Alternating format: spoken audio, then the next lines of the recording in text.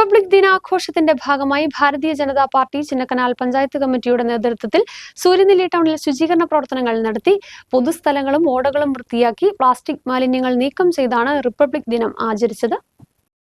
രാവിലെ ആരംഭിച്ച ശുചീകരണ പ്രവർത്തനങ്ങൾ വൈകിട്ട് 5 മണി വരെ തുടർന്നു. ടൗണിലെ പ്രധാന റോഡുകളിലും വ്യാപാര കേന്ദ്രങ്ങൾക്കടുത്തുമുള്ള ഓടകൾ ശുചീകരിക്കുകയും പൊതുയിടങ്ങളിൽ കെട്ടിക്കിടന്ന പ്ലാസ്റ്റിക് മാലിന്യങ്ങൾ ശേഖരിച്ച് നീക്കം ചെയ്യുകയും ചെയ്തു. പരിസ്ഥിതി സംരക്ഷണത്തിന്റെയും ശുചിത്വത്തിന്റെ പ്രാധാന്യം പൊതുജനങ്ങളിൽ എത്തിക്കുകയാണ് പരിപാടിയുടെ ലക്ഷ്യം. വാർഡ് മെമ്പർ ശാന്തി ബാലകൃഷ്ണൻ, BJP നേതാക്കളായ M. കനകരാജ്, മുത്തുകുമാർ എന്നിവരുടെ നേതൃത്വത്തിലായിരുന്നു ശുചീകരണ പ്രവർത്തനങ്ങൾ സംഘടിപ്പിച്ചത്. BJP പഞ്ചായത്ത് കമ്മിറ്റി അംഗങ്ങൾ, യുവമോർച്ച പ്രവർത്തകർ, വനിതാ പ്രവർത്തകർ എന്നിവരും ശുചീകരണ പ്രവർത്തനങ്ങളിൽ സജീവമായി പങ്കെടുത്തു.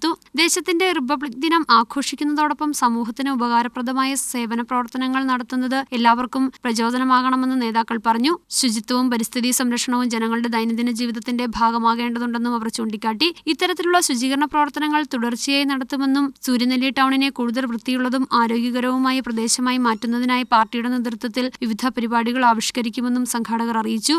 ജനുവരി 26 കുടിയരசு ദിനം நமக்காக எத்தனையோ உயிர் சேதங்கள் செய்து இந்த குடியரசு தினத்தை